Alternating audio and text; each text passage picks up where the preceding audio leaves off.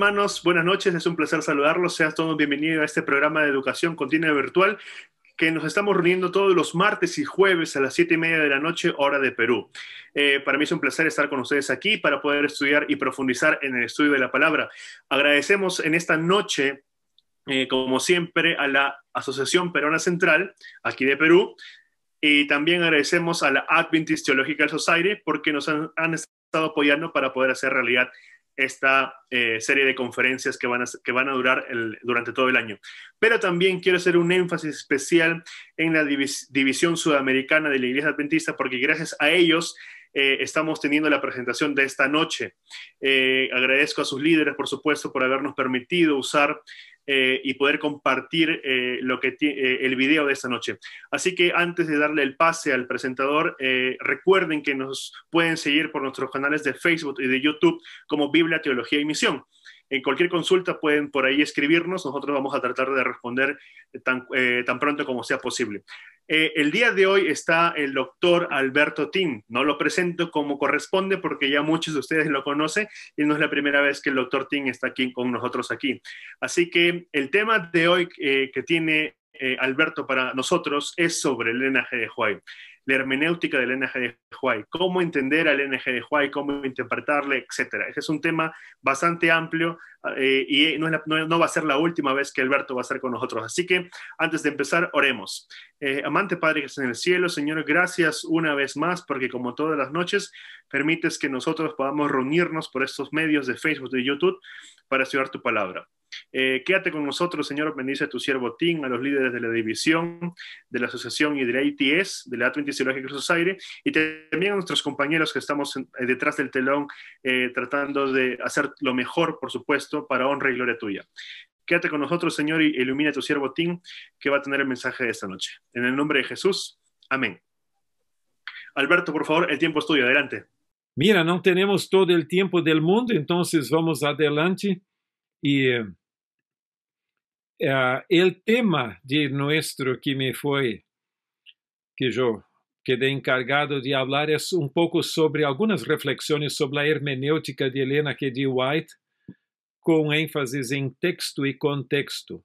Pero, por supuesto, hay mucho trasfondo histórico que tenemos que tomar en cuenta al dialogar sobre esto. E hoje temos quantidade de reformadores. Eu estava falando com uma pessoa muito influente dentro da igreja e ele disse com suas ideias um pouco raras, disse, mira, eu sou o sucessor de Martim Lutero e vou a reformar, eu aceitei o adventismo por la lectura, depois de ler o livro El Conflicto de los Siglos, e eu me identifiquei muito com Martim Lutero e creio que eu sou um sucessor dele dentro da Igreja Adventista. Então, hoje temos quantidade de pessoas com a síndrome de Martim Lutero em todas as direções, pero com suas agendas personais. Alguns dizem, por exemplo, que o princípio da sola escritura é algo que saca Helena de White del caminho. E há uma das maiores, mais grandes distorções, eu creio, na compreensão do princípio da sola escritura, é esta noção de que, em realidade, para aceitar o princípio da sola escritura, tienes que rechazar todas as demais fontes de verdade. Eu não creio nesta forma, por uma razão muito simples. Los mismos reformadores Lutero e alguns mais que hablaram del princípio da sola escritura, eles mesmos escreveram muito. Se aceitar o princípio da sola escritura significa rechazar as demais fontes, então não necessitariam escrever. Lutero, por exemplo, sacou seu catecismo menor, catecismo maior, para a instrução de los miembros, de los luteranos y de los pastores hasta mismo. Calvino también sacó su catecismo, además de sus institutos. Lutero escreveu em alemão la colección de Weimar, que es la Padrón. Esta tiene 90 tomos largos está disponível em linha. ¿Por que escreveria tanto se solo a Bíblia es que cuenta? Não é assim. Os mesmos luteranos reconhecem que são de los que mais hablan, ou por lo menos hablavam del princípio de la sola escritura. As coisas cambiaram a largo de la história pouquito com eles, pero eles mesmos em seu famoso livro o livro de Concórdia, por lo menos em Temuco, Chile, alguém hizo uma recompilação de los documentos desse livro, pero lamentavelmente quedou solo hasta la confesión de Augsburg e deixou afuera la fórmula de Concórdia, que é muito ampla. Então, pero en el livro mesmo de Concórdia, hablam de por lo menos três fuentes de verdade. Las Sagradas Escrituras del Antigo e Novo Testamento como la base, el fundamento que evalúa tudo más, pero también los tres credos ecumênicos del inicio del cristianismo e outros livros buenos, úteis e puros, incluso as enseñanzas ou os livros de Martín Lutero também. Então, o princípio de la sola escritura não significa rechazar as demás fuentes, não. Pero algunos usam o princípio de la sola escritura para plantear sua agenda personal, o que eu creio que não é condizente nem aún com o princípio. Agora, nós temos profetas canônicos e não canônicos, e esta distinção é interessante, pero parece muito conhecido e muito assentado esse conceito, pero há ponto que as pessoas se olvidam. E o ponto é que esta distinção entre profetas canônicos e não canônicos não vino do período da existência do profeta. Por supuesto, na época de Moisés já se reconhecia alguns de seus escritos. Tu vas ver também que o apóstolo Pedro reconhece o apóstolo Pablo como já sendo inspirado e todo assim nessa direção. Pero, em realidade, esta distinção é posterior com a formação do cânon do Antigo Testamento e depois com a larga discussão da formação do cânon do Novo Testamento também. Então, naquele entonces, a discussão era mais: tu eres profeta verdadeiro ou eres profeta falso? Essa é a questão. Por lo tanto, há que cuidar para não exagerar esta distinção entre profetas canônicos e não canônicos. Agora, a pergunta que viene também é se os profetas têm a mesma autoridade. E há confusão em quanto a esta questão da autoridade profética, pero em minha opinião, eu creio que a única forma de deixar a coisa bem ubicada ou contestar essa pergunta com equilíbrio é fazer uma distinção entre a autoridade autoral, ou seja, do autor, e funcional. A autoral é a mesma, a funcional é distinta. E tu perguntarias em que sentido? Se reconheces o Espírito Santo como sendo o autor, ou seja, de los escritos inspirados que usou a los profetas, entonces, e o Espírito Santo e Deus é solo, entonces, nesse sentido, a autoridade é a mesma. De Helena de White, profetas canônicos e não canônicos. Pero Deus, em sua sabedoria, eligiu que os 66 livros del cânon bíblico fueran nuestra regla de fé e prática. Por lo tanto, eu não aceito Helena de White porque eu não aceito a Bíblia porque Helena de White diz que a Bíblia é a palavra de Deus, pero aceito Helena de White porque está em conformidade com a Bíblia. Então, isso é ponto que nós temos que tomar em consideração, eu creio, esta distinção entre autoridade autoral e autoridade funcional. Agora, texto clave é Lucas 10:16. E Jesus está falando aqui a los 70. ¿Te acuerdas que nós não temos nenhuma evidência de que haviam profetas entre eles? Quizás poderia existir, pero não temos evidência. Pero aqui diz o seguinte: el que a vosotros oye, a mí me oye. E el que a vosotros desecha, a mí me desecha. E el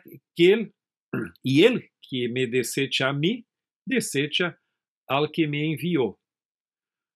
Então, esse texto é clave para este tema por uma razão. Vamos a suponer, e quizás alguns de vocês já me escutaram falar sobre isto, de que eu esteja em pecado. E então, o Espírito Santo te impressiona a falar comigo e diz: mira, tu tienes que cambiar tu estilo de vida, cambiar isto, aquilo, aquele outro. E então eu digo: não tenho interesse em tua opinião, vuelve por el mesmo caminho que veniste. Por supuesto que estou te rechazando, pero se foi o Espírito Santo que te usou e te puse em mi caminho e eu te rechazo, em última instância estou rechazando o Espírito Santo que te usou para falar comigo.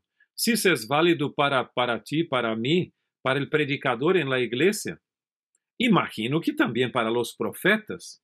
Então, a pergunta em relação com Helena de White não é rechazar ou não, é se ela foi uma profetisa, se ela foi uma profetisa verdadeira ou falsa.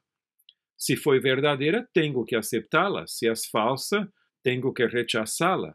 Pero esse é o ponto clave em nossa pequena discussão aqui, ou reflexão inicial sobre este tema. Agora vamos adelante. Eu estava reflexionando um pouquinho ayer como calificar os diferentes níveis de autoridade, porque además de la escritura, tu tienes também os escritos de Helena de White, que reconhecemos como sendo inspirados por el Espírito Santo, pero temos também a tradição, a cultura, a razão e a experiência que intervienen ou interferem em nosso conhecimento de la verdade, ou aportam para a compreensão de la verdade. Eu creio que uma possibilidade, uma opção seria chamar a la escritura de la autoridade validadora, ou seja, el padrón, el critério. Helena de White é validada por la escritura por sua conformidade com la escritura. E por sua vez, eu falaria de autoridade relativa, que é a tradição, a cultura, a razão e a experiência, porque eu posso aceitar algum desses componentes aqui, desses elementos, por sua conformidade com a Bíblia, pero se não estão em conformidade com a Bíblia, então tenho que rechazar. Acuérdense que nós temos uma tradição adventista. E a tradição ela é neutral. Pode ser positiva ou negativa. É certo que Jesus se refere à tradição de los ancianos e algo assim em la Bíblia, e Helena de White também em la tradição cristiana como símbolo ou como uma alusão ao elemento ou ao aspecto negativo da tradição que está em contra a autoridade dos escritos inspirados. Então, se é negativo. A mesma coisa na cultura. Eu não posso sair de minha cultura. Também a razão, tenho que aceitar. Hasta Lutero mesmo falou de la razão em um sentido positivo e negativo. Quando falou, por exemplo, em sua famosa, em la dieta onde ele esteve, na dieta imperial de Worms, ele mesmo disse: se eu não for convencido por la palavra de Deus, por la clara palavra de Deus e também por la razão, não vou a me retractar, não vou a cambiar minha posição.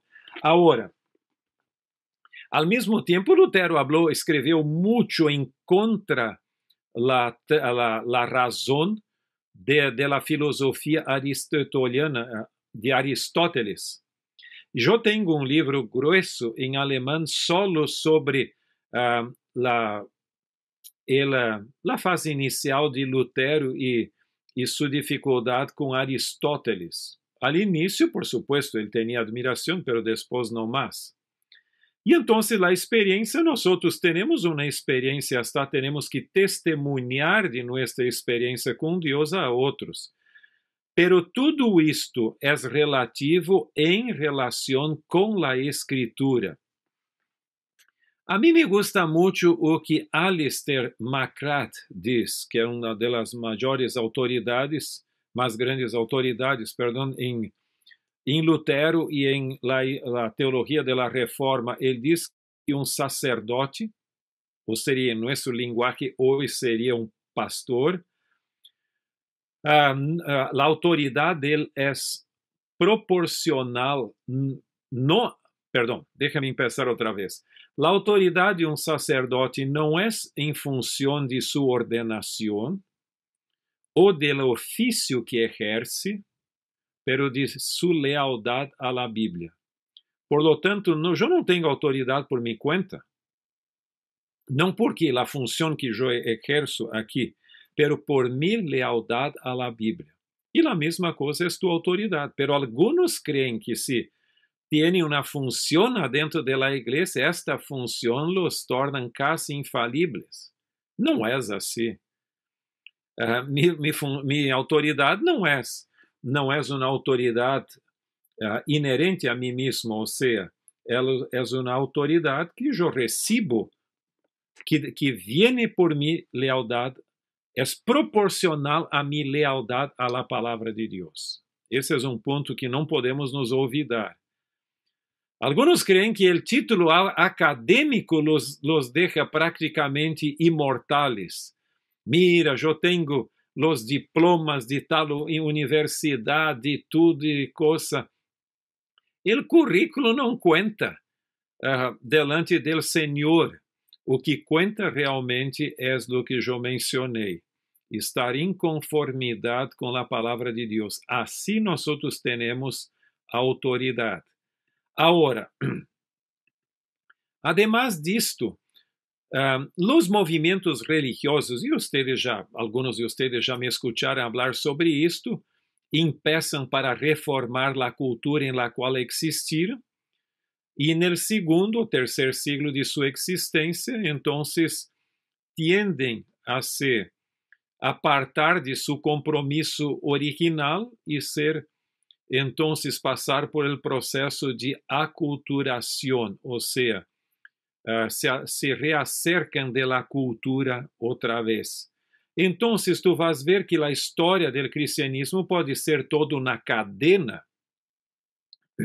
Bueno, empezando já com os israelitas de la nação de Israel, saíram depois do exílio babilônico, o judaísmo, del judaísmo, o cristianismo, del cristianismo, la reforma protestante, de la reforma protestante tu tienes el anglicanismo, e del anglicanismo saiu o metodismo, e assim por adelante, nós também del metodismo e outras denominações mais.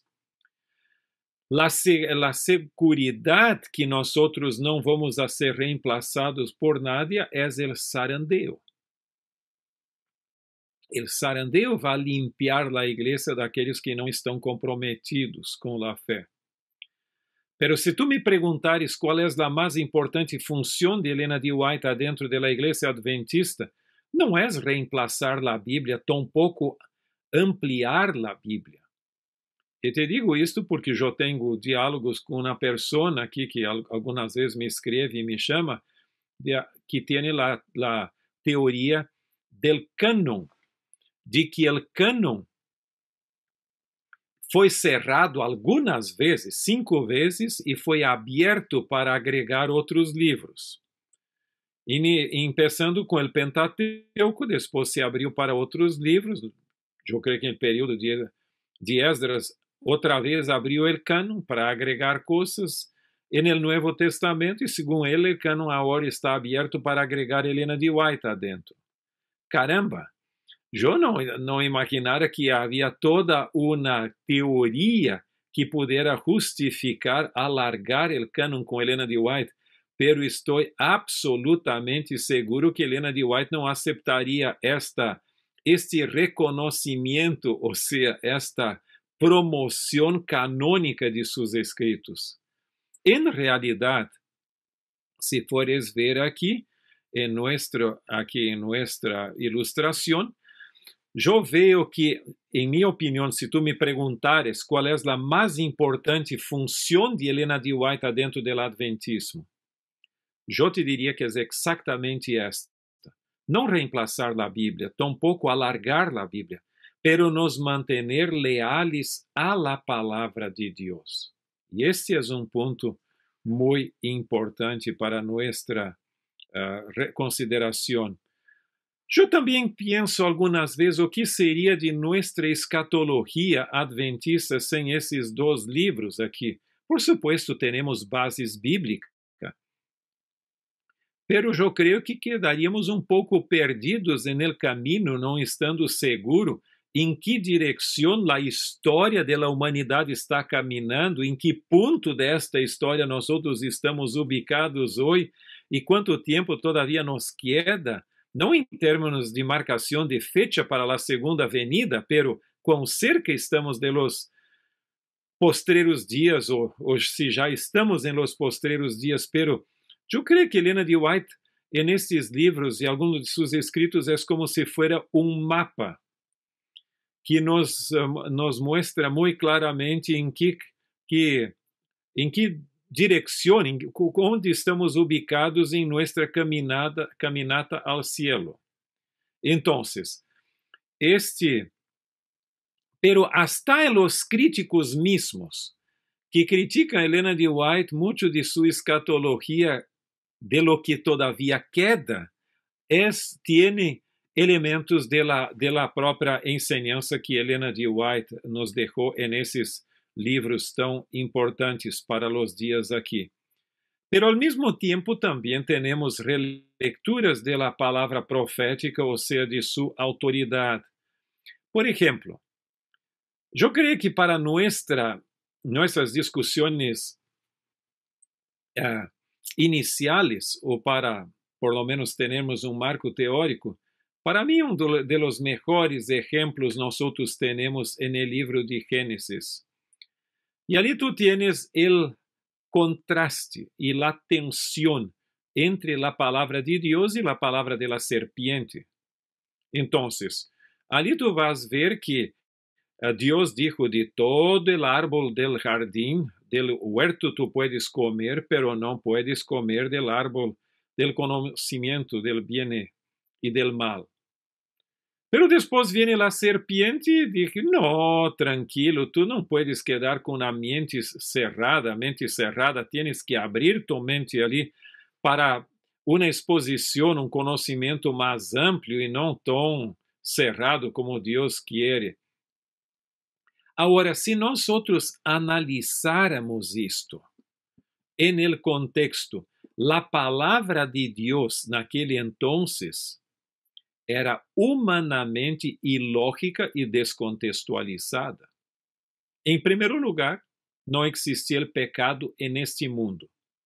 Tampoco, por supuesto, había el pecado que se originó con Lucifer y sus ángeles, pero en términos de humanidad y de la situación del Edén, el pecado no era conocido.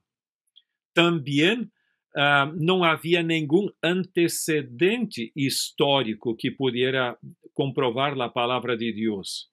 Por lo tanto, a palavra de Deus exigia fé sem evidências empíricas, ou seja, del método científico.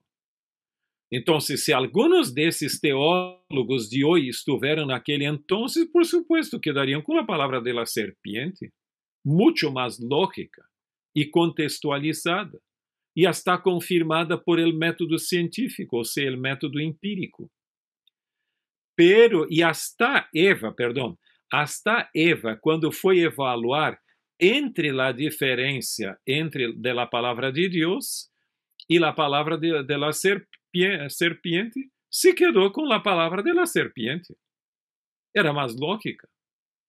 E usou ali o método empírico. Se fores a ler ali Gênesis capítulo 3, verso 6, diz ali: mira, era muito buena, muito hermosa la fruta, también ali tenía una buena nutrición y también podría quizás dar más inteligencia.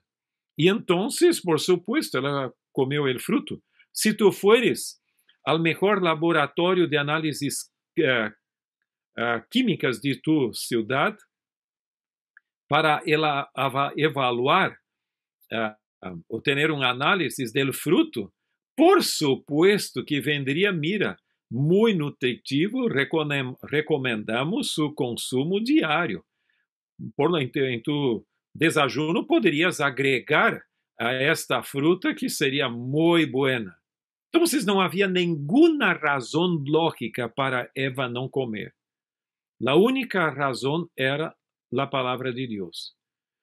E isto que ocorre, o problema de Eva foi que não reconheceu a simbologia da religião. Isto foi a desgraça que ocorreu em el início da história humana, e tu sabes os resultados que ocorreram e que nós outros estamos nesta desgraça hasta hoje. Agora, a mesma coisa tu tienes também en el caso del diluvio. La palavra de Deus era humanamente ilógica e descontextualizada. Não existia chuva, nem inundação, nem nada nessa direção. Exigia fé sem evidências empíricas. E nesse sentido, a generação antediluviana seguiu mais a lógica e o método científico. Não se olvide de que os escritos inspirados, eles têm um elemento de transcendência que o método científico ou qualquer hermenêutica humanista não lo pode tomar em conta. Hasta mesmo os milagros de la Bíblia. Então, esse é um ponto que não se pode olvidar em nossa análise de los escritos inspirados, seja de la Bíblia, ou mesmo de Helena de White também. Agora, dentro da igreja, tivemos algumas crises de autoridade, uma delas vem de Desmond Ford. Desmond Ford dizia que Helena de White tinha autoridade só pastoral. E nesse sentido, se é solo pastoral, eu também sou pastor ordenado e creio que ustedes que estão nos acompanhando são pastores ordenados ou a caminho da ordenação. Por lo tanto, estamos no mesmo nível. Qual é a vantagem de ser um profeta, então?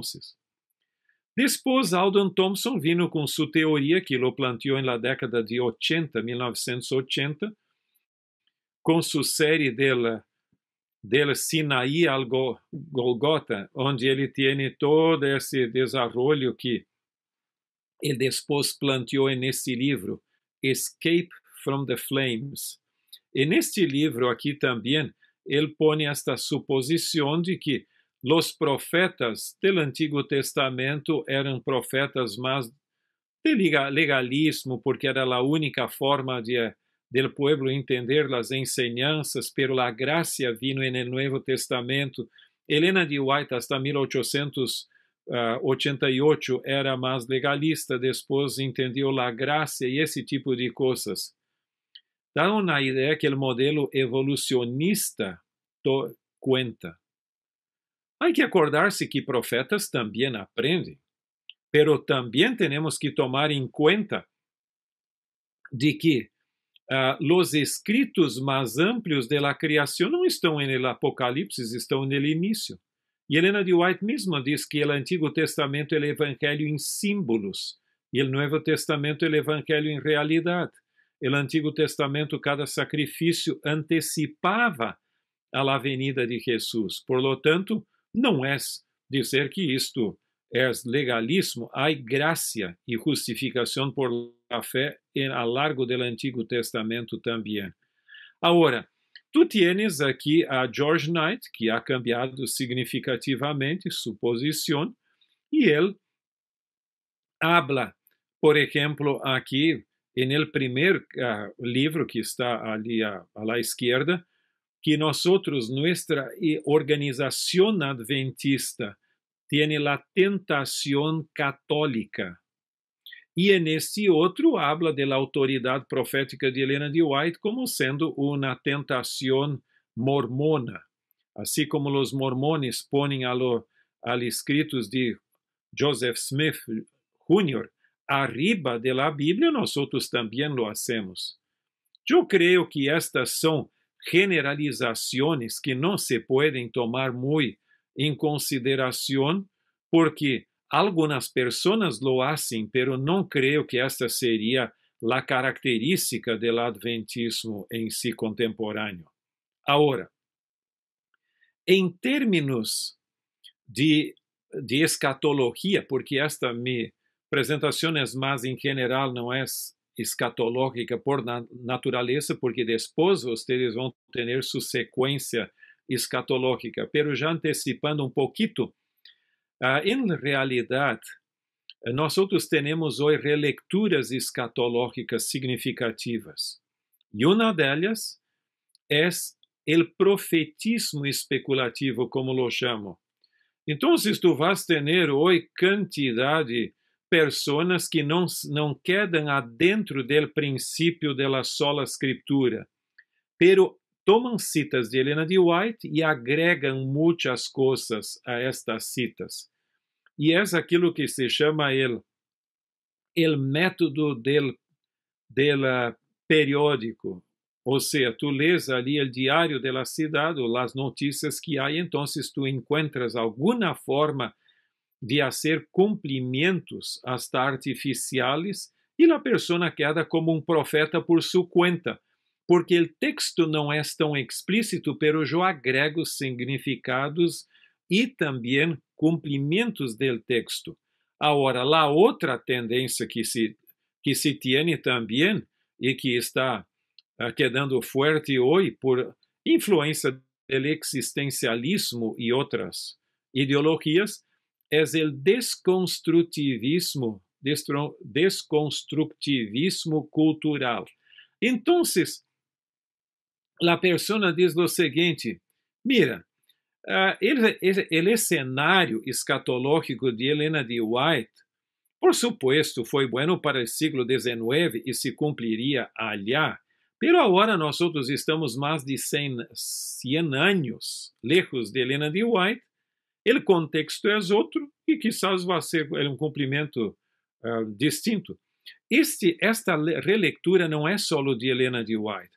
Há alguns buenos teólogos, por exemplo, que põem o cumprimento de Apocalipse 13 como condicional.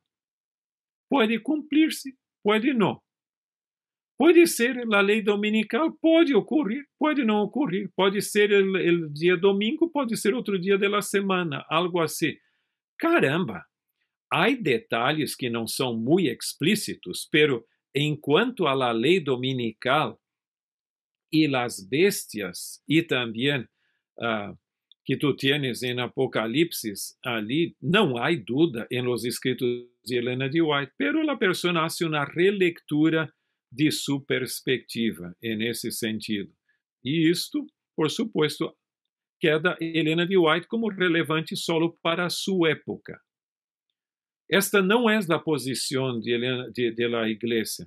Como igreja, nós outros creemos que há uma harmonia ao largo del corpo de escritos inspirados. Por exemplo, eu acepto a David como profeta porque está em conformidade com Moisés.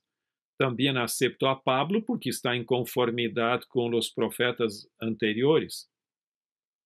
E a Ellen G. White, por estar em conformidade com a Bíblia, se não estivesse, eu simplesmente la rechazaria.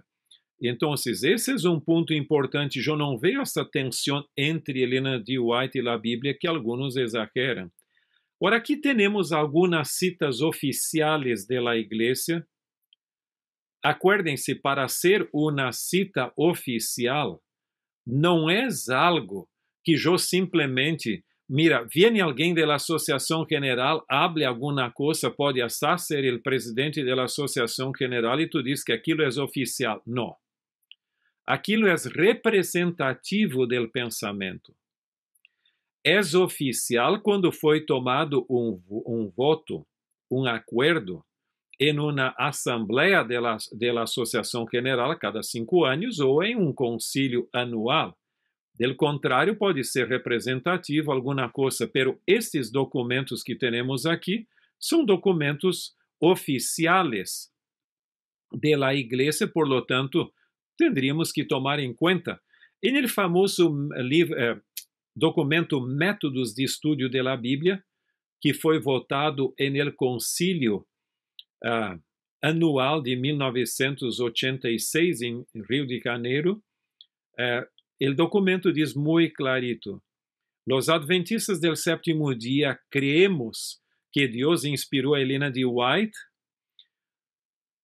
por lo tanto, sus exposições de qualquer pasaje concreto de la Bíblia oferecem uma guia inspirada em quanto ao significado de los textos, sem agotar su significado nem reemplazar a tarefa de la exégesis.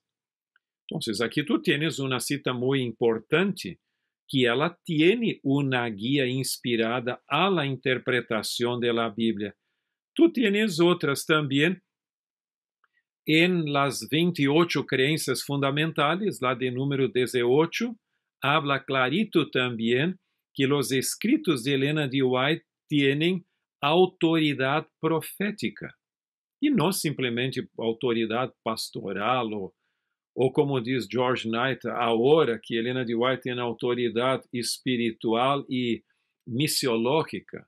Essa autoridade eu também tenho. Então, é algo mais, habla com autoridade profética que eu não tenho. Agora, também, em el documento de confiança de los escritos de Helena de White, que em cada Assembleia da Associação General se vota uno, diz: reafirmamos nossa convicção de que seus escritos estão divinamente inspirados, de que são profundamente cristocêntricos e baseados em la Bíblia. Lejos de reemplazar la Bíblia, ensalzan el caráter normativo de la escritura y corrigen interpretaciones imprecisas de la misma derivadas de la tradición, la razón humana, la experiencia personal y la cultura moderna. Por lo tanto, aqui tu tienes outra cita importante. Quanto a la hermenêutica de los escritos de Helena de White, eu creio que é importante termos em mente que nós necessitamos interpretar não só o texto bíblico, pero também o cenário escatológico. Em relação com o texto, vas ver que Jesus diz claro, ali Jesus replicou ao intérprete de la lei, que está escrito en la ley, ali quedou fora uma N. Como la interpretas tú? Entonces, hay una interpretación de los escritos y de la ley. Isto es importante. Y aquí entonces el trabajo de la exégesis es muy importante. Pero Jesús no deja solo en este nivel. En Mateo 16:3, habla também del escenário escatológico. Ustedes sabem discernir el aspecto del cielo, pero no las señales de los tiempos. E em algumas traduções, a mim me gusta algumas traduções que dizem que ustedes não sabem interpretar las señales de los tiempos. Então, por que razão? Por uma razão muito clara. Las profecias bíblicas, elas não se cumprem en el vácuo. Las profecias sempre se cumprem en la história. Então, aqueles que dizem que se tu não eres, que la exégesis vai arreglar todos os problemas interpretativos, esses tipos estão em dificuldade por uma razão. Tu necessitas, además da exégesis, necessitas da teologia de los libros bíblicos e la interpretação do escenário histórico e contemporâneo para não agregar cumprimentos que não sejam aceitáveis ou ignorar o cumprimento. Então, este diálogo não intertestamentário, pero interdisciplinário, é muito importante para a interpretação da Bíblia, especialmente em relação com o elemento escatológico e profético da Bíblia. E também, por supuesto, de Helena de White, porque estamos falando de los dois nesse sentido aqui. Agora, um pouco mais adelante, vas ver que Helena de White escreveu em um contexto literário. Tem seu contexto literário e também mais amplo histórico, o cultural, sociocultural e o que queres agregar. A mesma coisa, nós outros como leitores temos também nossa compreensão do texto e também do contexto. Agora, alguns dizem, mira, Helena de White está mais de 100 anos no passado. Se este é um problema, por que não lo é para outros filósofos? Tu tienes hasta mesmo o famoso escritor Shakespeare, tu tienes outros clássicos da literatura que são lejos, Lutero mesmo, muito mais lejos de nós outros. E os escritores bíblicos que estão há 2.000, 3.000 anos no passado. Pero mira, isso são pontos que isto mereceria uma discussão muito mais ampla de nossa parte, pero o tempo não se nos permite. Ora, a mim me gusta muito subrayar a distinção que se tem que fazer entre leis e normas, princípios e conselhos, em los escritos inspirados, ou seja, em la Bíblia, e Helena de White também. E estes níveis têm que quedar como tales, porque se tu pones como os fanáticos hacen consejos a nível de leis e normas, então tu estás em dificuldade. E por sua vez, se tu bajas leis e normas a nível de consejos, então, como os liberais do hacen, então também estás em dificuldade. Tudo queda relativo. E esta discussão tu vas encontrar em alguns pontos. Por exemplo, hoje nós temos sérias dificuldades enquanto à observância do sábado em alguns lugares, porque queda como se fosse um feriado, algo assim. Então, esses estão bajando um mandamento da lei de Deus a um nível comum. Por isso, há alguns, por exemplo, sobre esta questão de sair de las ciudades e las leis dominicales que já estão começando e tudo, que por supuesto os conselhos são buenos e pertinentes, pero ponem tanto ênfase que como se fuera el mandamento de número 11 del decálogo. Caramba, então se tu já estás en el outro extremo e não poderias fazer isto nesse nível. Agora, además disto, temos também que tomar em conta uma das coisas que eu creio que é mais difícil na interpretação da Bíblia de Helena de White, é fazer a distinção entre símbolos permanentes que têm que quedar, como tu tienes de lavapiés en la Santa Cena, e tradições obsoletas, como as mulheres quedarem calladas em la igreja. Então, isto é uma distinção um pouco difícil também. Pero vamos rapidamente a alguns pontos em relação com o sentido do texto. Nós temos que estar seguros de que a tradução foi boa e temos que dizer o que o texto diz e o que o texto não lo diz, porque o problema é que se tu simplesmente hablas de lo que o texto diz, pessoas começam, tu abres o texto e pessoas começam a agregar sentidos artificiais. Então, esse é um ponto que eu creio que em alguns momentos se tem que fazer também. Ou seja, poner limite à la interpretação. Por sua vez, o contexto histórico é fundamental.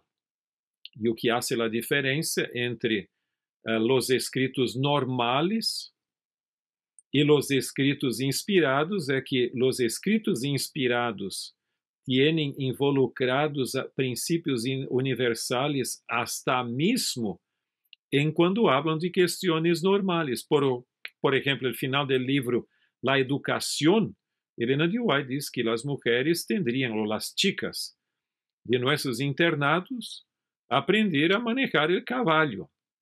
Por supuesto, aquilo era una buena declaración para aquel entonces. Y hoy con el coche, con el carro, ¿cómo queda la cosa con el auto? Bueno, es que yo creo que el principio es de que la mujer tiene que manejarse en los medios de transporte disponibles en su época. Entonces tú vas a ver que aquí hay un principio involucrado aún en una declaración muy temporal y más local. La otra es la cuestión de la correlación temática, onde dejamos declaraciones sobre el mismo tema, agregar todas, y las compilaciones también son una forma, un aporte para ese intento. Porque acuérdense que uno de los principios de interpretación es traer todas las declaraciones de la Biblia de Elena de White para entonces hacer tu interpretación. Pero muchos no tienen tiempo para esto.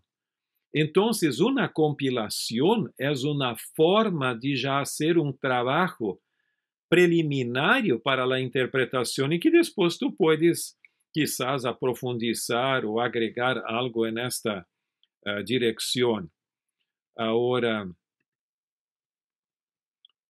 también necesitamos mantener bien el equilibrio temático original del texto y no imponer diferentes énfases que não são partes de los escritos mismos. Ahora, ¿cómo enfrentamos a las distorsiones de los escritos inspirados? Mira, aquí tenemos simplesmente eu puse a tapa de um livro publicado pelo famoso MIT, Massachusetts Institute of Technology, sobre a pós-verdade. E hoje é difícil interpretar a Bíblia em um contexto como este e os escritos de Elena de White, onde tudo é relativo, só não me críticas. Tudo mais é relativo. As opiniões de los demás sí, pero mías não.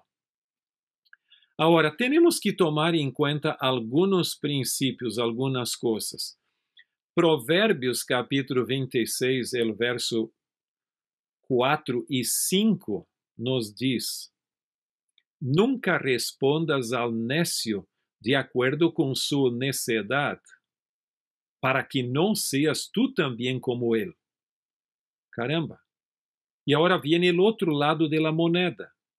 Responde al necio como merece su necedad, para que no se tenga por sábio en su propia opinión. Percebes que um lado o livro de Provérbios diz: não tienes que contestar ao necio, porque vas a quedar el mesmo nível de él, com suas tonterias. Pero por outro lado, se o tipo não necessita uma resposta, há que responder para que ele não quede como se fuera el sábio. Então, esta distinção entre quando contestar uma questão, quando responder a uma questão e quando não, é uma coisa que exige, eu creio, que a iluminação do Espírito Santo. Em 2 Timoteo 4, 1 e 2, Pablo é muito clarito, ele diz: te suplico encarecidamente delante de Dios y del Señor Jesucristo, que juzgará a los vivos y a los muertos en su manifestación en su reino, que prediques la palabra y que instes a tiempo y fuera de tiempo, redarguye, reprende, exhorta con toda paciencia y doctrina. Entonces, Pablo não é muito desta teoria que não se pode dar visibilidade, que temos que amar a todos e deixa por sua conta ali as coisas, o mal, que vai se arreglar por sua conta. Não se olvide de uma coisa.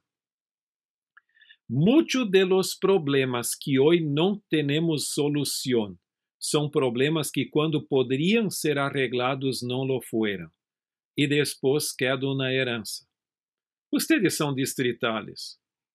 Eu creio que em vuestras regiões isso não ocorre, pero eu sei que em alguns outros lugares afuera de Sudamérica não é difícil alguns mortales deixar uma herência de problemas para su sucessor en el distrito, porque quer quedar bem com todos. Hay que ser honestos e fazer o trabalho del Senhor, aunque há preço que tengamos que pagar por isso, por nuestra honestidade e também lealdade a la palavra del Senhor, pero el apóstolo Pablo é muito clarito. Agora, me gostaria chamar a atenção de ustedes para de citas de Helena de White. En esta cita de Testemunhos para los Ministros, página 55, Helena de White diz: Pueden los falsos maestros parecer muy celosos por la obra de Dios y gastar recursos en presentar sus teorías al mundo y a la iglesia. Pero como mezclan el error con la verdad, su mensaje es engañoso y extraviará las almas por senderos falsos.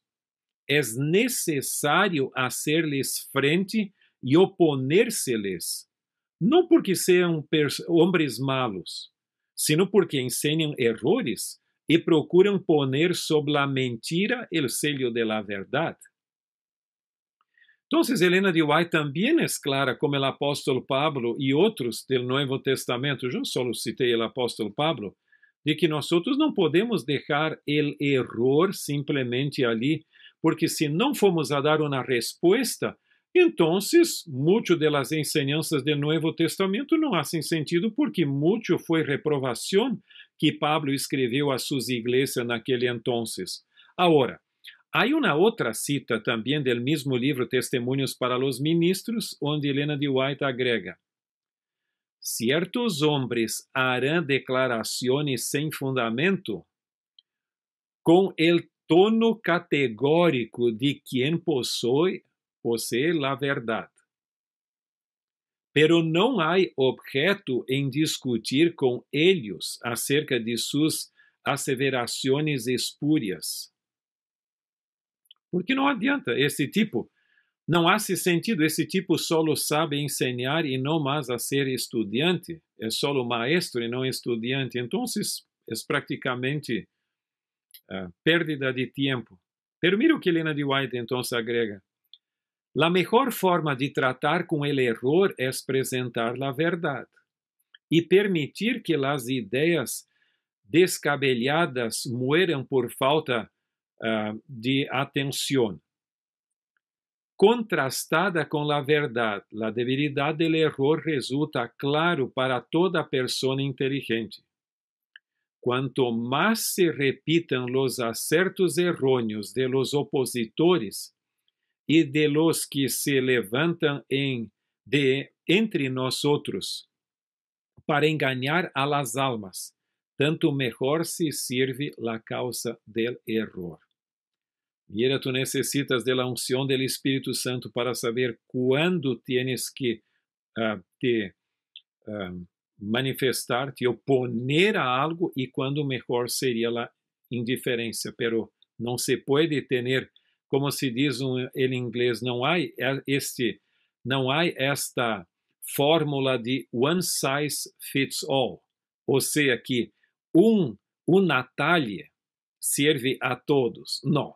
Tu tienes que evaluar cada uma destas situações para ver qual é, como seria o caso, a melhor solução para o problema que está delante de ti. Agora,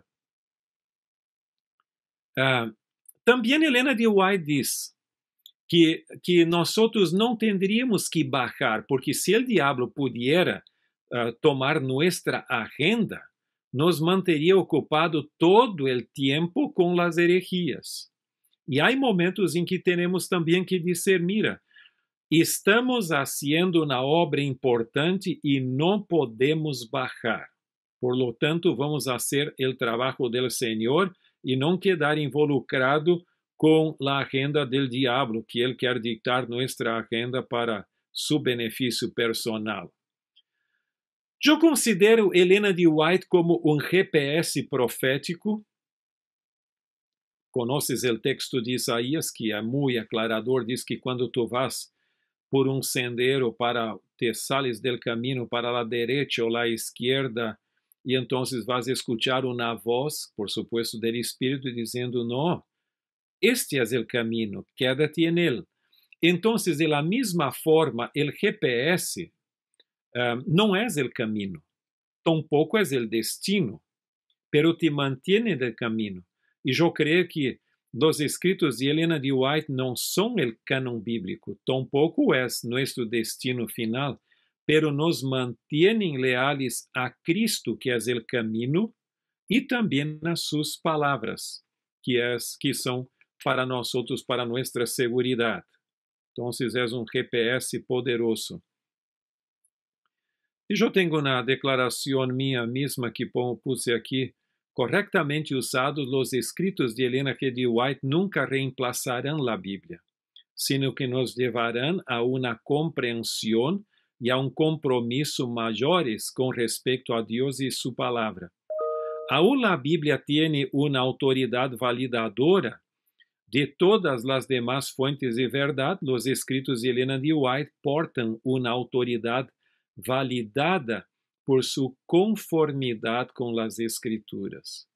Entonces, volviendo a aquel concepto que hablamos anteriormente, y la última cita es, creed en Jehová vuestro Dios y estaréis seguros. Creed en sus profetas y seréis prosperados. Y que tú seas una voz de equilíbrio adentro da congregação ou de onde seja que tu estás exercendo tu ministério, e nestes dias postreiros de tantos desafios e de diferentes teorias, onde todo o viento de falsas doutrinas está a nossa volta. Que Deus te mantenha leal e que seas um siervo de Deus também neste mundo. Amém. Pastor Alberto Ting, muchas gracias por la exposición de este tema que es tan importante. Como usted dijo al inicio, es un tema que es de fondo, es un tema estructural, porque en el tema escatológico mucha gente utiliza los libros de Elena de White. Y bueno, primero un comentario, después una pregunta que un pastor acá ha hecho. El comentario es el siguiente. El pastor Luis Ludena comenta aquí en el WhatsApp y en el chat. Y esperamos que los pastores nos envíen ahora las preguntas. Pastor Luis Ludena comenta así. Pastor Ting, muy importante su aclaración. La diferencia que hay entre oficial y representativo. Sí, a mí, déjame solo agregar una palabrita. A mí me molesta un poco cuando alguien dice, la iglesia lo hizo, la iglesia. ¿Quién es la iglesia? ¿Soy yo? No. Eu represento a igreja, pero não sou a igreja, então necessitamos cuidar para isso, para não dar à igreja que todo o que eu digo é a igreja. E vocês não podem dizer, mira, depois de minha charla, a Associação General lo dijo. Não, eu não sou a Associação General, só trabalho aqui. É minha opinião bajo os estudos que isso. Então, há que fazer essa diferença e não dar a impressão de que cada um de nós outros somos a igreja. Pastor Ting, esos documentos oficiales de la iglesia que fueron votados, discutidos y votados, están todos a disposición de los hermanos, ¿no? Exactamente. Muy bien. Pastor Daniel, por favor, anda pensando en una pregunta. Ya están poniendo los pastores. Yo empiezo con la primera pregunta acá. Pastor Alberto Ting, las exposiciones de Helena de White no agotan el significado de los textos bíblicos y ni reemplazan la tarea de la exégesis. Sin embargo, y aquí viene la pregunta, hablamos de eventos finales haciendo uso casi exclusivo de los testimonios de Elena White. Pregunta, ¿eso no sería reemplazar la tarea de la exégesis? Pregunta el pastor Leonel Celano. Mira, uma excelente pergunta. Eu creio que hace sentido. Só que há que... Mira, yo creo que la exégesis tiene su limitación. En realidad, la exégesis científica no es algo que empezó con la reforma. La manera como nosotros hacemos exégesis de una forma muy técnica vino del iluminismo y no del periodo. Si tú fueres a ver la forma como los escritores del Nuevo Testamento manejan el Antiguo Testamento como Pablo mismo lo hace, no es técnico como nosotros hacemos muchas veces. Entonces hay que cuidar con este lado. Pero hay una cuestión también. No sé, por ejemplo, cómo tú aclararías la cuestión de la reforma de la salud solo con la exégesis del texto bíblico. Yo creo que es un poco difícil, porque tú tienes en la Biblia solo principios generales, algunas reglas y principios generales. Ahora, Elena de White agrega, amplía estes princípios, que yo no creo que no están en contradicción con los principios bíblicos, senão lo rechazaría, pero contextualiza a nuestra realidad hoy, que es mucho más difícil. Por ejemplo, sobre el vegetarianismo, Elena de White diz que si la carne já foi algo bueno, não seria em los postreros dias. E eu quedo impressionado com isso, porque se los chinos hubieran tomado em conta as regras de Levíticos 11, não estaríamos nesta desgraça toda, porque comeram carnes que não são digeríveis e nosso sistema imunológico não tem toda a capacidade de quizás neutralizar los problemas que algunos animales de la selva tienen. Entonces, ese es un punto. Otra cosa, yo costumbro a ilustrar, y ustedes yo creo que están cansados de me escuchar en este lado, yo comparo la historia del mundo a un río.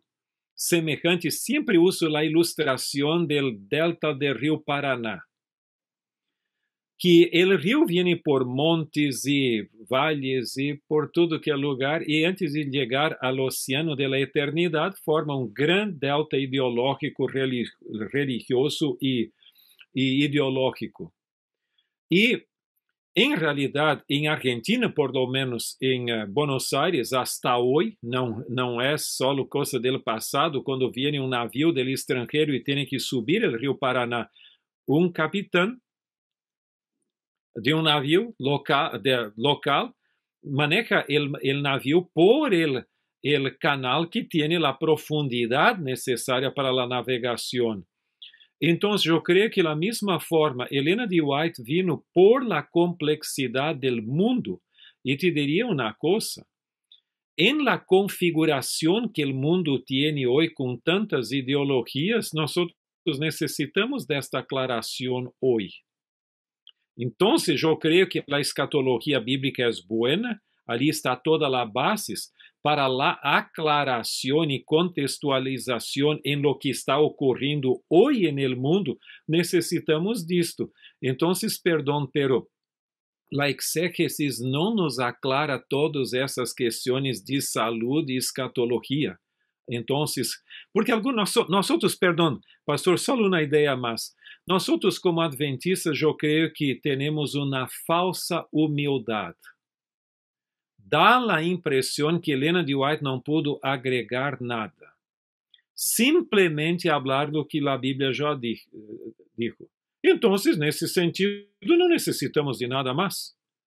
Elena de White amplia, como todo el profeta, amplia algo, pero sempre em harmonia com o acumulado legado profético que nós heredamos. E Elena de White também. Muy bien, muchas gracias. Pastor Daniel, ¿tienes tu pregunta ahí? Está sin sonido. No, yo tengo la impresión que el pastor Daniel no tiene ninguna pregunta, solo respuestas. Entonces yo puedo también cambiar. Yo pregunto y tú contestas. Pastor, bueno fuera tener solo respuestas, pero también estoy dentro de los que aprenden, pastor. Y usted está ahí dentro de los que nos enseñan. Allí, pastor, estaba mirando aquí al pastor Walter Steger. Él decía que, ok, Elena de White y los pioneros no consideraban la aceptación de su don profético como prueba de discipulado. ¿Es correcto incluirlos en el voto bautismal? Pienso que sí, pero me interesaría su opinión. Dentro de nosotros tenemos, para que la persona se bautice, tenemos una ficha donde hay 13 declaraciones y una de ellas es la aceptación del don de profecía. Entonces la pregunta del pastor Steger dice, no si Elena de White ni los pioneros consideraron la aceptación del don profético como prueba del discipulado, ¿es correcto incluirlo en el voto bautismal? Él dice que sí, pero él desea escuchar su opinión. Y me parece, pastor, que en cuestiones de doctrina se formuló una pregunta parecida, ¿no? ¿Es necesario aceptar a Elena? Si una persona no acepta a Elena de White, ¿podría ser bautizada en la iglesia adventista? Yo creo que por ahí también entraría esta pregunta dentro de esta inquietud dentro de la pregunta que hace el pastor Walter Steger. Bueno, si mi amigo Walter Steger ya lo dijo que está de acuerdo, yo también estoy. Está resuelto. ¿Quién soy ya, yo ¿no? para estar en desacuerdo con él? Pero mira, yo creo, la pregunta es muy buena y válida, déjame solo mencionar algunas cosas. En primer lugar, yo creo que nosotros no podemos frenar la situación con los pioneros, porque el proceso de desarrollo de las doctrinas adventistas y hasta mismo del don profético fue un proceso y no un hecho. En el inicio, nosotros não teníamos nem aún la doutrina del dom profético. Creíamos que era simplesmente um dom.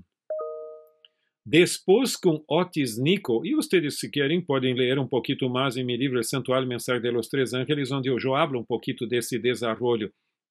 Tu vas ver que depois, com Otis Nico, em la carta que ele enviou a Guillermo Miller, ele hace uma exposição de los dones del Espírito. E depois, por que nós não tivemos um credo? Porque eles criam que o credo frenaria o desenvolvimento das doutrinas. E também o liderazgo do Espírito Santo por el dom profético. Pero mais e mais se começou o processo de exponer nossas doutrinas e ter, como vou dizer, declarações de fé. E o famoso Dr. Adolfo Soares é um especialista nisto. Ele conhece o tema mais do que os pioneiros conheciam, porque os pioneiros só conheciam as declarações que eles tinham, e ele conhece aquelas e as novas também. Eu estou falando porque ele escreveu um material sobre isto. Muito interessante. Sí, y uno ve, Pastor Tim, que hay un desarrollo, ¿no? Y creciendo, y siempre dependiendo de la revelación bíblica, ¿no?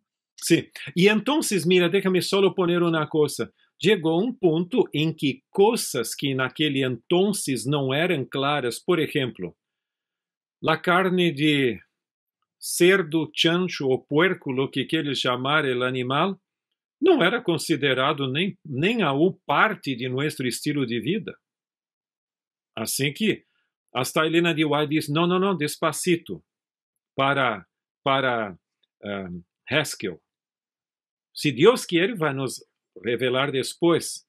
E hoje, se nós outros creemos, e hasta Jaime White não creia naquele entonces que Levíticos 16 era para os cristianos, só para o Antigo Testamento, depois cambiou sua posição, eu me refiro a Jaime White.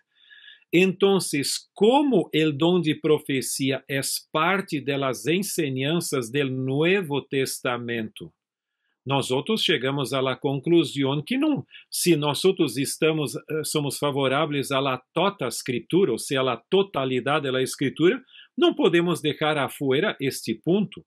Então, eu creio que é parte distintiva de nossa natureza profética.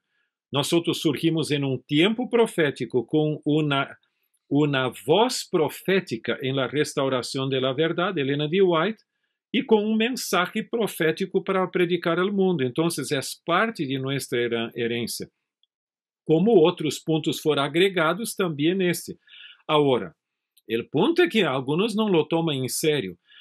Agora, déjame só agregar a outra questão como prova de discipulado. Eu escrevi um artículo que saiu publicado em la década, eu creio que foi, sí, o início da década de 2000, quizás 2 ou 3, em el Ministério Adventista, onde eu hablo questões sobre Ellen G. White. Ali eu contesto, em uma das partes, são 3 partes, saiu em Ministério em espanhol, tu tienes a parte onde eu contesto essa ideia. Em básico é o seguinte, a posição, eu reflito sobre a posição de Guillermo White, ou Willie White, como se lo chama, e também Francis Wilcox e também outros. É que uma pessoa não deveria ser bautizada sem crer em lo dom profético de Ellen G. White, porque é parte das enseñanças. Agora, se depois de estar bautizado a pessoa começa a ter dúvidas, ela não necessita ser seu nome sair ou ser borrada de los livros da igreja se tem dúvidas, excepto se começa a predicar suas dúvidas. Então, a coisa cambia. É mais ou menos a mesma coisa que nem alguém que não tem problemas com o dízimo. Não deveria ter uma função na igreja, pero se queda para ele, pode quedar como membro, pero se empieza a enseñar isto, então cambia. A pessoa é passível da disciplina eclesiástica se empieza a enseñar suas ideias. E a mim me gusta a ideia do pastor Daniel Belvedere, que é impossível viver sem ser missioneiro, ou del bien ou del mal. Eva, en el huerto del Edén, começou a ser missioneira del mal. Então, isto cambia quando a pessoa queda como misioneiro del mal. Tremendo. Pastor Alberto Tin, el pastor Eduardo Bailón dice, cada intérprete tiene sus preconcepciones antes de acercarse al texto profético, porque venimos de contextos católicos, evangélicos, etc. Ahí él pregunta, ¿qué criterio en ese sentido podemos usar para interpretar correctamente los escritos de Ellen G. White? Y bueno, usted ya dio algunos en la presentación de hoy, ¿no? Mira, este es un asunto muy largo. Muchos de los principios que se usan para la interpretación de la Biblia son los mismos para la interpretación de Ellen G. White. Entonces, no es que ahora necesitamos de una hermenéutica especial para Ellen G. White. Por supuesto, el estudio del tiempo, del contexto histórico en lo cual Ellen G. White vivió, es distinto. Entonces, en términos de estudio contextual, por supuesto, necesitas algo especial. Pero los principios son básicamente el mismo de Ellen G. White y la Biblia. Ahora, nosotros necesitamos que los principios vengan de la misma Biblia y no de la filosofía. Ahí es que cambian las cosas. Yo creo que la forma como los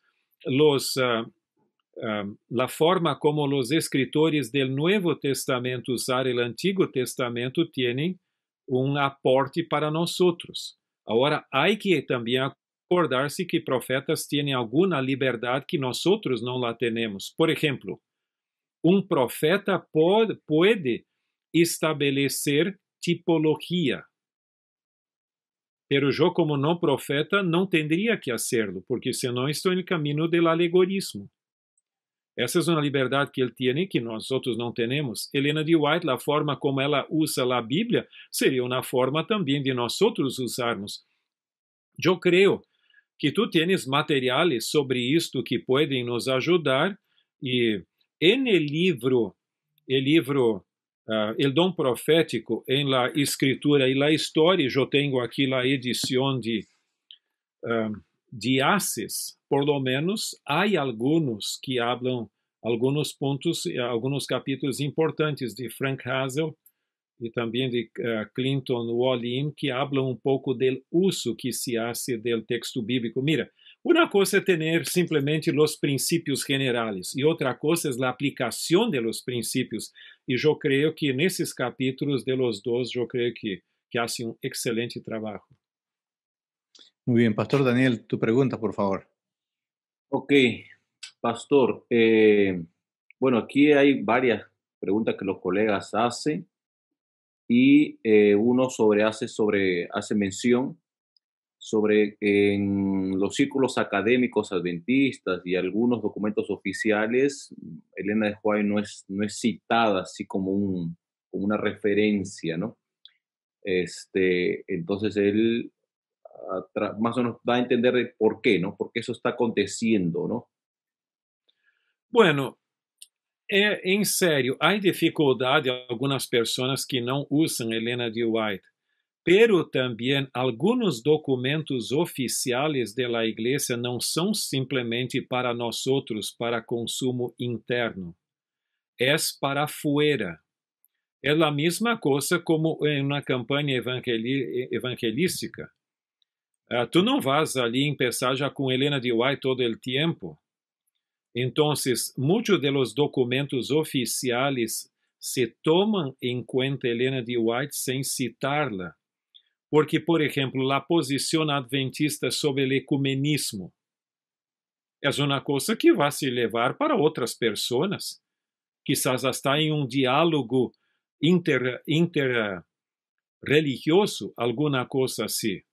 Então, nesse sentido, nós temos que deixar claro a las pessoas que temos uma base bíblica e que nós não dependemos só de Elena de White. Então, nesse sentido, por exemplo, eu trabalhei quase toda a minha vida com Elena de White, desde há muito tempo, pero eu tinha uma coluna e uma revista em Brasil que era Las Sinais de los Tiempos e assim, e sobre aclaração de textos bíblicos, e eu não citava Elena de White, porque era uma revista missioneira, exceto com algum ponto que era com ela.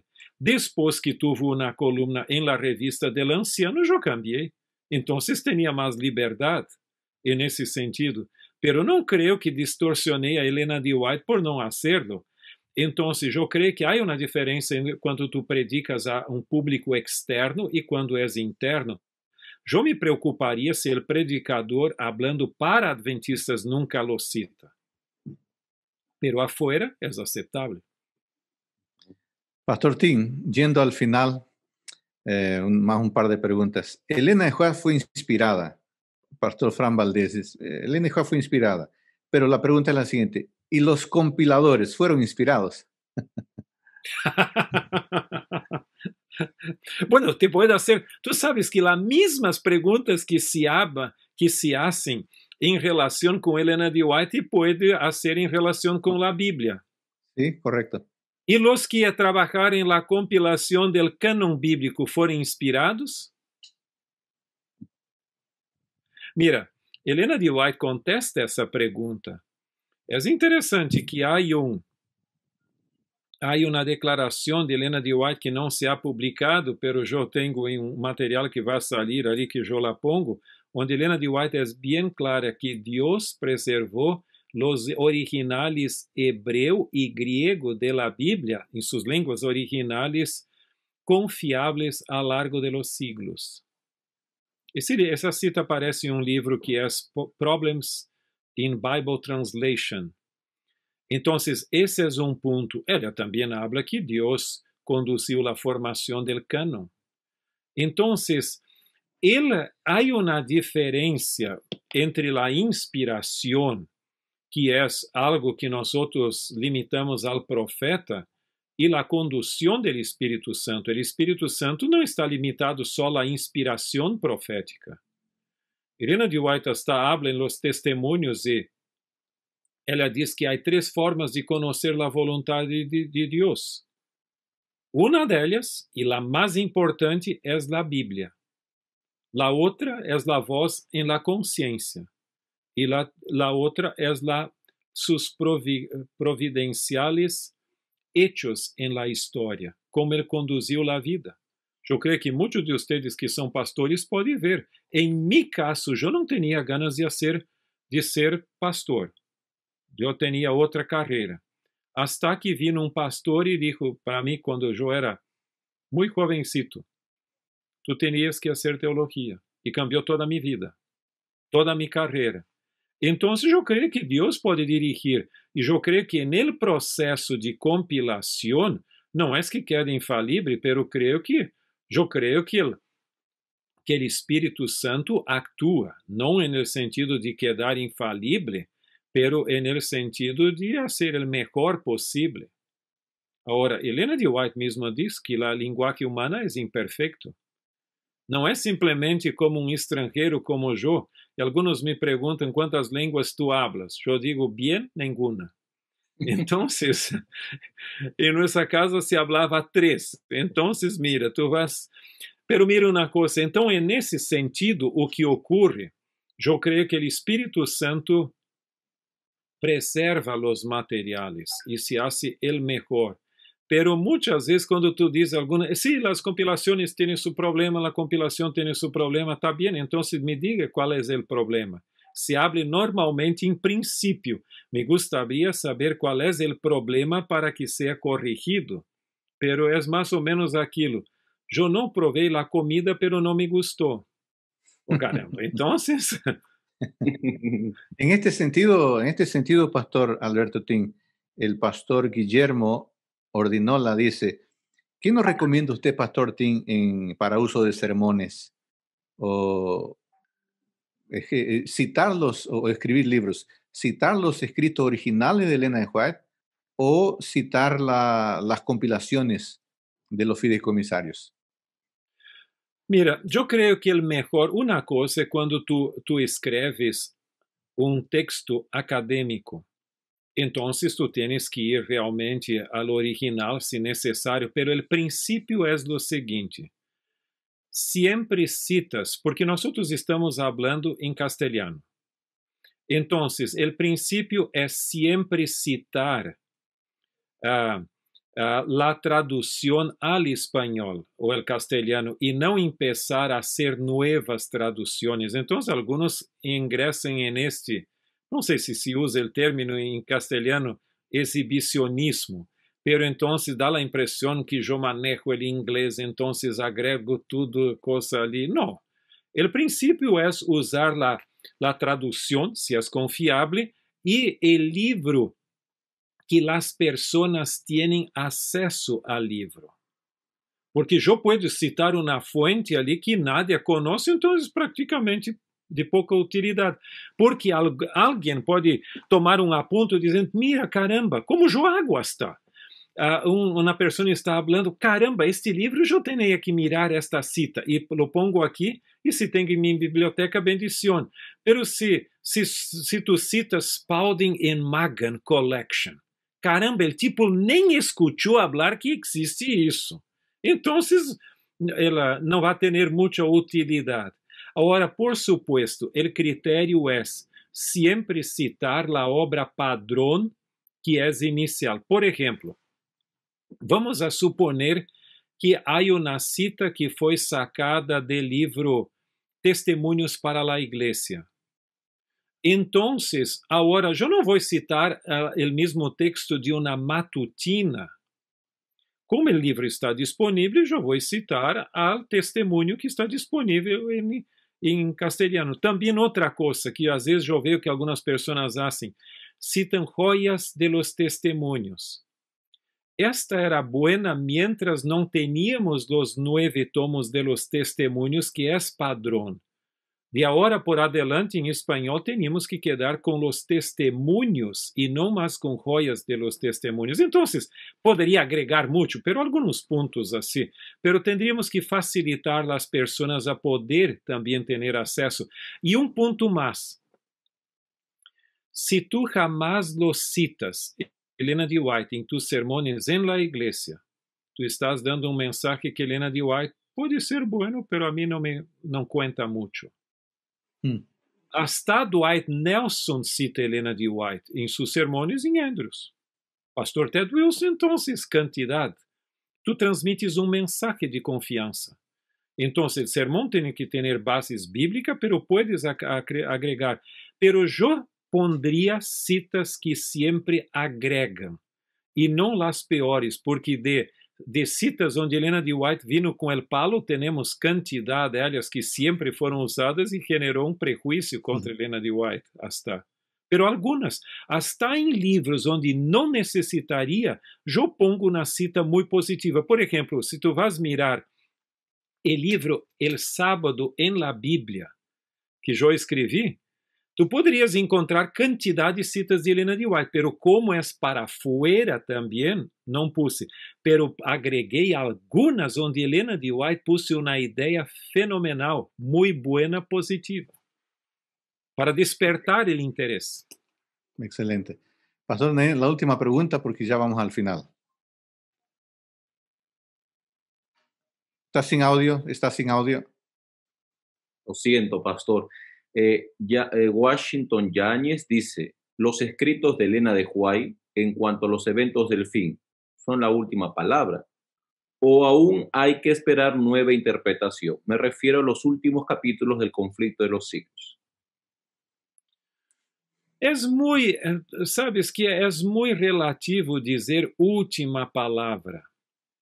Yo creo que nosotros tenemos una descripción buena como un mapa bueno, pero por supuesto va a haber sorpresas el camino en detalles. Yo creo que los largos rasgos estão allá. E não há porquê. Acorda de uma coisa, os escritos proféticos não são para sanar ou para quitar todas nossas curiosidades. Então, todo o ponto não. É para saber que Deus está no comando da história e que nós outros podemos confiar em seu liderazgo. Agora, por supuesto, eu creio que há coisas que se cambiou, por exemplo, Helena de White usou algum linguagem de sua época quanto a armas. Uma delas, ela diz que depois do cierre da porta da graça, pessoas vão usar como é, espada ali e que alguns inimigos do povo de Deus e que vão cair, vão romper-se como se fuera paja, simplesmente. Ora, por supuesto que as armas hoje são outras. Então, não creio que seria exatamente o mesmo, pero os grandes rasgos, eu não creio que há dúvida quanto ao papel do catolicismo ou do Vaticano e de Estados Unidos em la profecia e como as coisas estão caminhando, porque muitos são tentados a ir em la direção mira de la União Soviética, hasta poniam em la profecia, Gog e Magog. Depois tu tenias ali, quizás alguns com China e outros com o islamismo, os muçulmanes e coisas assim. Mira, tudo isso pode ter um rol, mas não necessitamos muito disso para nossa curiosidade. Eu creio que o ponto clave em la verdade e el error entre el sábado e el domingo, entre, por exemplo, la inmortalidade del alma natural e la mortalidade del ser humano, eu creio que esses pontos claves que Helena de White põe na doutrina del santuário estão claritos suficientes.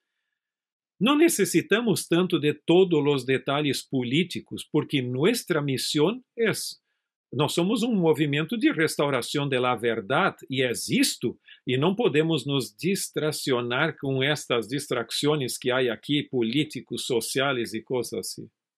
Isto temos clarito. Muy bien, Pastor, tengo una última pregunta. George Knight menciona que los escritos de Elena de White tienen el mismo nivel de inspiración de la Biblia, pero no el mismo nivel de autoridad.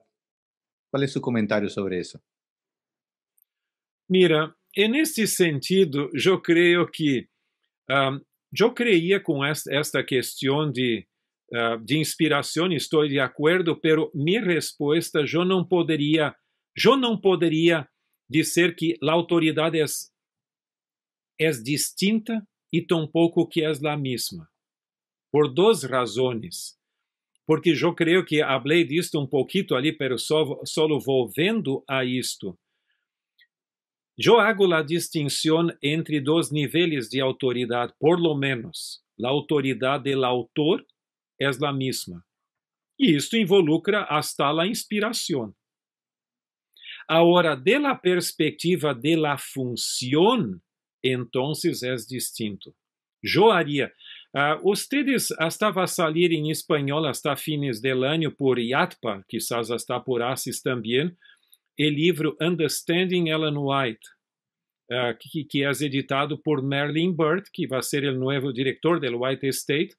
E eu tenho 2 capítulos naquele livro. Um deles é sobre a humanidade dos profetas e outro sobre a autoridade dos profetas. E nesse capítulo, eu desenvolvo um pouco mais esta distinção entre autoridade, como alguns lo planteavam. Então, pero eu haria esta distinção. Bien, hermanos, hemos llegado a su fin. Una vez más, agradecemos a la División Sudamericana por habernos apoyado con la presentación de esta noche. Estamos en deuda con ellos. No es la primera vez, por supuesto, así que seguiremos estando en deuda.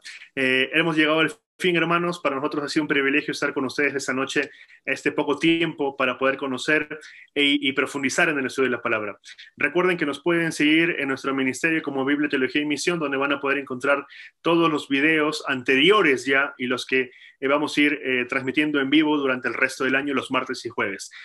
Acompáñenme, por favor, en oración ya para despedirnos. Oremos. Amante Padre que está en el cielo, Señor, gracias porque una vez más permitiste que podamos estar sin algún problema reunidos para estudiar tu palabra y sobre todo en tu sierva Elena G. de White. Quédate con nosotros, Señor, y darnos un descanso placentero para poder levantarnos mañana con los ánimos y con los objetivos en mente de poder cumplir nuestra jornada y poder siempre recordar que tú eres el Señor de todo y quien nos sustenta. Quédate con nosotros, en nombre de Jesús. Amén. Bien, amigos, muchas gracias. Ha sido un placer estar con ustedes. Hasta luego. Bendiciones.